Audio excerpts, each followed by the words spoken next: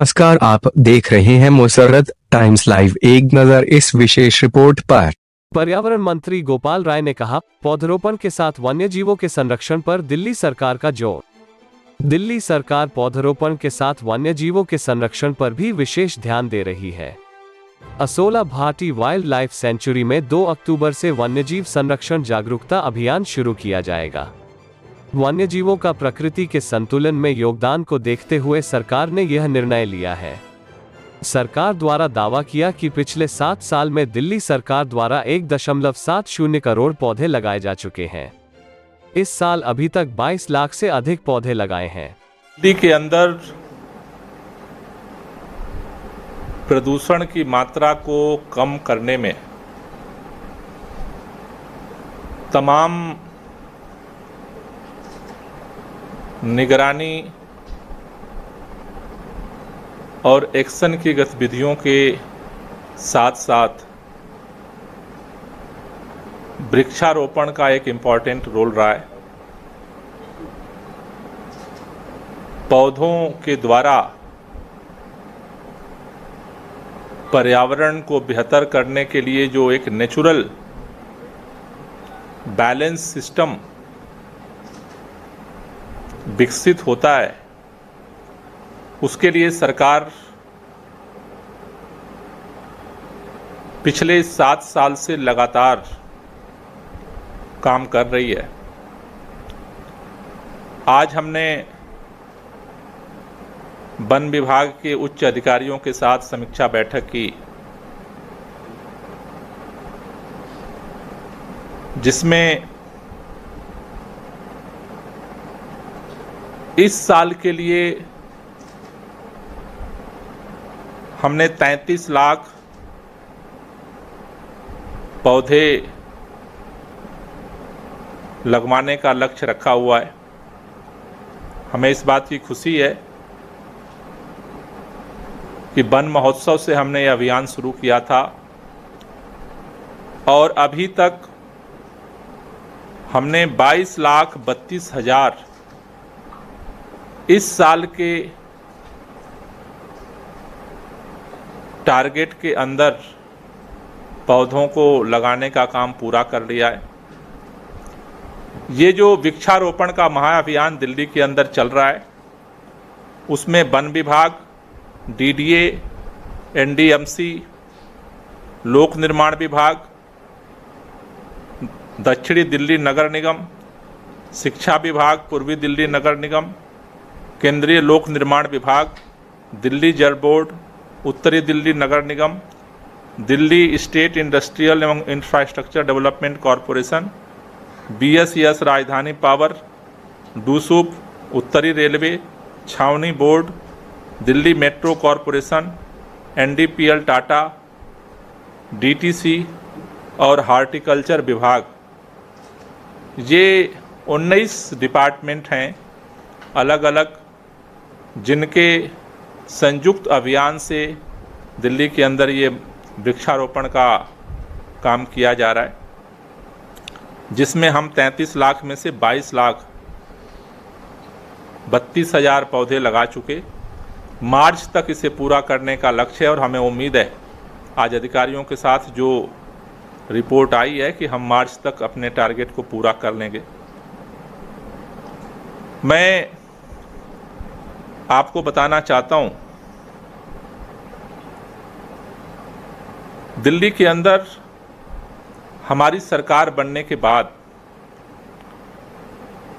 अरविंद केजरीवाल जी के नेतृत्व में जब प्रदूषण के खिलाफ अभियान शुरू हुआ, 2015-16 में हमने 16,51,000 पौधे लगाए थे, वृक्षारोपण किया था। 16-17 में हमने 24 लाख पौधे लगाए थे। 17-18 में 16 लाख पौधे लगे थे। 18-19 में 28 लाख पौधे लगे थे। 19-20 में पुनः 28,70,000 पौधे लगे थे। ये जो 5 साल का पिछला कार्यकाल था, उस कार्यकाल में टोटल 1,15,00,000 पौधे दिल्ली के अंदर लगाए गए थे। सेकेंड कार्यकाल में पिछले साल हमने 32,40,000 पौधे लगाए थे और इस साल अब तक 22 लाख पौधे सरकार की तरफ से लगाए जा चुके हैं। अगर हम पिछले 7 साल का आंकड़ा देखें टिल सितंबर तक, तो अरविंद केजरीवाल जी की सरकार द्वारा 1,70,00,000 पौधे दिल्ली के अंदर लगाए जा चुके हैं। ये जो पौधे लगाए जा रहे हैं, इसको लेकर के हमने जो आज अधिकारियों से बात की कि इसका इम्पैक्ट क्या हो रहा है।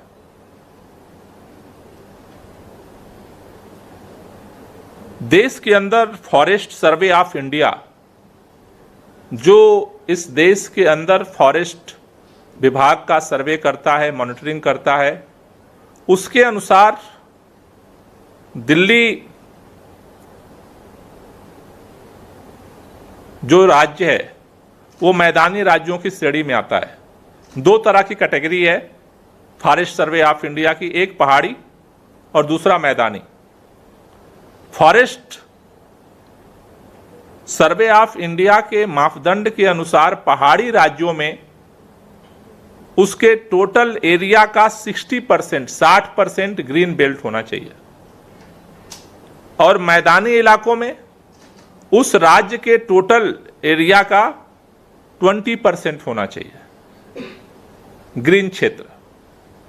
हमें ये बात आपको बताते हुए खुशी हो रही है कि जो मैदानी राज्य का मापदंड है 20% का, दिल्ली ने 20% के लक्ष्य को हासिल न किया है, बल्कि उससे ज़्यादा ग्रीन बेल्ट आज हम दिल्ली में विकसित कर चुके हैं। 2019 का जो फॉरेस्ट सर्वे ऑफ इंडिया की जो रिपोर्ट आई थी, 2019 में ही दिल्ली के अंदर 21.88% ग्रीन बेल्ट दिल्ली के अंदर डेवलप हो चुका है। अगर हम आपको ग्रीन क्षेत्र के आंकड़ों को बताना मैं चाहता हूं, 2015 में टोटल जो दिल्ली का एरिया है वो 14,083 स्क्वायर किलोमीटर है। दिल्ली स्टेट का जो पूरा जो एरिया है, क्षेत्रफल है, वो 1483 स्क्वायर किलोमीटर है। इस 1483 स्क्वायर मीटर में से 2019 में जो फॉरेस्ट सर्वे ऑफ इंडिया ने जो रिपोर्ट जारी की, उसके अनुसार 325 स्क्वायर किलोमीटर में ग्रीन क्षेत्र दिल्ली में डेवलप हो चुका है, जो 21.88% होता है। उसके मापदंड 20% से 1.88 ज़्यादा है। ये 2019 का है। अभी उसके बाद की रिपोर्ट शायद दिसंबर या जनवरी तक आएगी, जो उसके बाद जो ग्रीन बेल्ट बढ़ा है। इसके विकास क्रम को अगर हम आप देखेंगे तो 2015 में जो ग्रीन बेल्ट था वो 1483 स्क्वायर किलोमीटर के क्षेत्रफल में 299 किलोमीटर था। 20.2% के लगभग ग्रीन बेल्ट था। 2017 में ये बढ़ करके 305 स्क्वायर किलोमीटर हो गया, जो 20.59% था, और 2019 में बढ़ करके ये 325 हुआ है और ये 21.88 हुआ है। और 19 के बाद से जो ग्रीन बेल्ट बढ़ाने का काम हुआ है, तो मुझे लगता है कि हम 22% से भी ज़्यादा की स्थिति में दिल्ली अपने ग्रीन बेल्ट में पहुंच चुकी है। अगर हम देखें तो 2015 में जो ग्रीन बेल्ट का एरिया था, जो हमने आपको बताया कि 15 के बाद दिल्ली के अंदर करीब 1,70,00,000 पौधे लगाए गए, तो 15 से 19 तक का जो वृक्षारोपण हुआ है उसमें करीब 2,500 हेक्टेयर ग्रीन बेल्ट दिल्ली के अंदर बढ़ा है 2015 से और आज तक।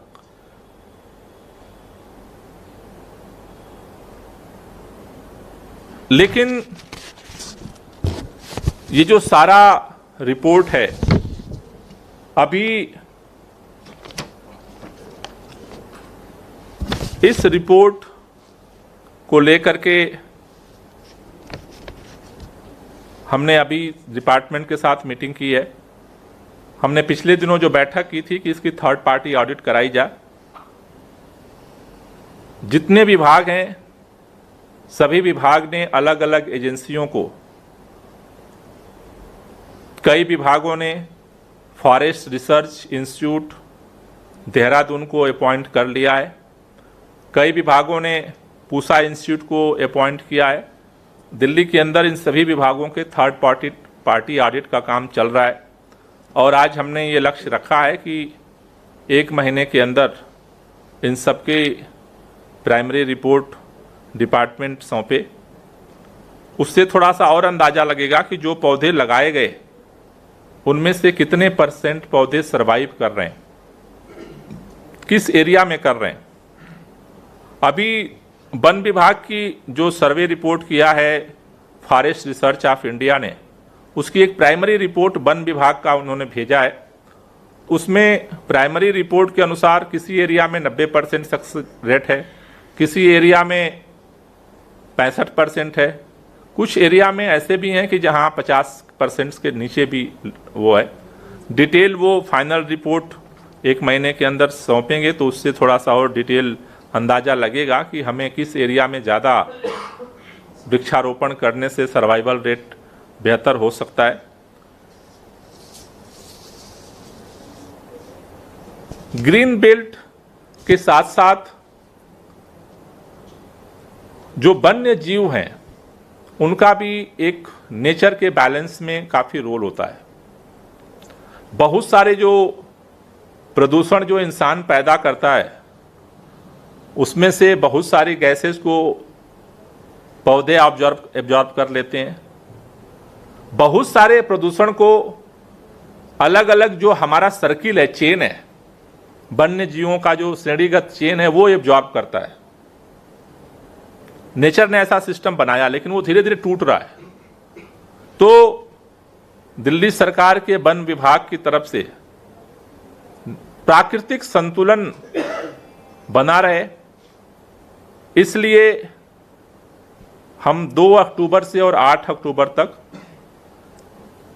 1 हफ्ते का वन्य जीव संरक्षण जागरूकता अभियान सरकार की तरफ से हम चलाने जा रहे हैं, जिसके तहत 2 अक्टूबर से 8 अक्टूबर तक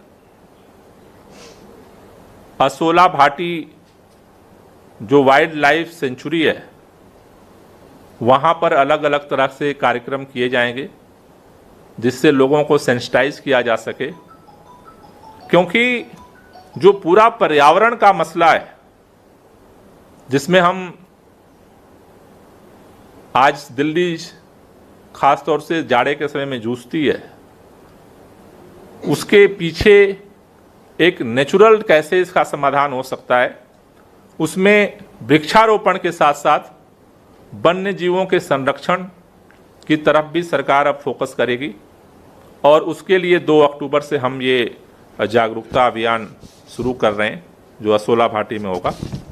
थैंक यू। कोई क्वेश्चन है तो ले लीजिए। सर, इसका सवाल ये है कि आप वन्य जीव का जिक्र कर रहे हैं, दिल्ली में क्या ऐसा है कि वन्य जीव सुरक्षित नहीं है या उनकी तादाद कम हो रही है, और अगर हैं तो ऐसे कौन से जीव हैं? ये लिस्ट है आपके पास? नहीं, वन्य जीव दिल्ली के अंदर कम नहीं हो रहे हैं, लेकिन उसको लेकर के जो सेंसिटिविटी है, जागरूकता है, उसमें जो आप कह रहे हैं कि अलग अलग किन किन जीवों का, किन किन चीज़ों का क्या रोल होता है, वो किस लिए इम्पोर्टेंस है, क्योंकि हमें नहीं पता होता है तो हम उसी तरह से ट्रीट करते हैं। तो उनको लेकर के ये जागरूकता अभियान वहाँ पे चलेगा। इसकी जो डिटेल आप कह रहे हैं कि कौन कैसे है, ये 2 अक्टूबर को हम इसका इनॉग्रेशन करेंगे, उस दिन डिटेल आपको हम देंगे। दिल्ली में बड़े स्तर पर निर्माण कार्य चल रहा है और बहुत से ऐसे प्रोजेक्ट्स हैं जो दिल्ली में आने वाले हैं। प्रदूषण एक बड़ी समस्या है। आपने कहा कि प्रदूषण से लड़ने में जो पेड़ है और हरियाली है वो काफी योगदान देती है। जो निर्माण कार्य होंगे उसके लिए अनुमति देनी होती है पेड़ काटने की, तो उसे लेकर दिल्ली सरकार का क्या स्टैंड है, क्या आप अनुमति देंगे? देखिए, दिल्ली के अंदर विकास कार्य हों और पर्यावरण का संरक्षण हो, दोनों बैलेंस तरीके से हो, इसलिए सरकार की नीति हमने विकसित की है। ट्री ट्रांसप्लांटेशन जो पॉलिसी है, उसी दोनों चीज़ों को ध्यान में रख करके ही सरकार ने बनाई है। पहली चीज़ की जो भी बड़े पौधे हैं उनको इसीलिए सरकार ट्रांसप्लांट करने पे जोर दे रही है जिनका हो सकता है। उसके लिए कई लोगों ने कई तरह से कई जगह किए और वो सफल नहीं हुए, इसलिए सरकार ने कुछ एजेंसियों को पैनल किया है और एजेंसियों को हम उसमें शामिल करने की कोशिश कर रहे हैं जो जिसमें जिनकी इनकी एक्सपर्टीज़ है। वो पैनल लिस्ट हमने जारी की हुई है। तो जो भी एजेंसी इस काम के लिए एप्लीकेशन देती है उससे हम 3 चीज़ करते हैं। एक, पहले कि जो पेड़ हैं उनमें से कितने अधिक से अधिक लोगों को कैसे वो ट्रांसप्लांट करेंगे, किसके साथ कर रहे हैं, उसका रोड मैप क्या है उनके पास, किस जगह पर करेंगे। दूसरा कि जो ट्रांसप्लांट करते हैं उसकी जगह भी हमें नए पौधे उनको लगाने होते हैं। दूसरा, जो पेड़ कटते हैं उनको उनकी जगह जिसका ट्रांसप्लांट नहीं हो सकता उनकी जगह भी उनको पौधे लगाने होते हैं। फिर उनको ज़मीन बतानी होती है कि इस जगह पे हम ये नए पौधे लगाएंगे, 10 गुना लगाने होते हैं। वो जो सारा डिटेल वो सबमिट करते हैं, फिर डिपार्टमेंट चेक करता है और चेक करने के बाद अगर ये सेटिस्फेक्शन होता है कि नहीं, इससे हमारी जो पर्यावरण संतुलन है उसको मेंटेन किया जा सकता है, सरकार उसके बाद फिर किसी प्रोजेक्ट को जो है वो परमिशन देती है। तो हर हम प्रोजेक्ट को केस टू केस उसको स्टडी करके ही परमिशन देते हैं। खासतौर से जो प्रदूषण का मौसम होने वाला है, इस तरह से सर्दी के मौसम के साथ साथ इसको प्रदूषण का मौसम भी कहते हैं, तो सरकार का कुछ ऐसा प्लान है या विभाग का कि प्रदूषण का मौसम जब तक रहेगा तब तक कम से कम पेड़ नहीं करने देंगे, बाद में करेंगे? नहीं, हम कोशिश यही करते हैं, लेकिन ये केस टू केस डिपेंड करता है। हम हर केस का, हर फाइल का इंडिपेंडेंट स्टडी करते हैं और जो उसके स्टडी के बाद जो रिपोर्ट आती है उसके बाद निर्णय लेते हैं। सर, दिल्ली हाईकोर्ट की टिप्पणी आई है कि दिल्ली में जो हिंसा हुई थी वो ऐसा लग रहा था कि पहले की प्लानिंग थी, पहले से ही सुनियोजित तरीके से इसमें प्लान किया गया, हथियार रखे गए, तो इस टिप्पणी पर आपका क्या कहना है? नहीं, अब कोर्ट जब ये बात कह रहा है तो सारी चीज़ों को सुन के समझ के और ताकि तथ्यों के आधार पे ही कह रहा होगा। Thank you.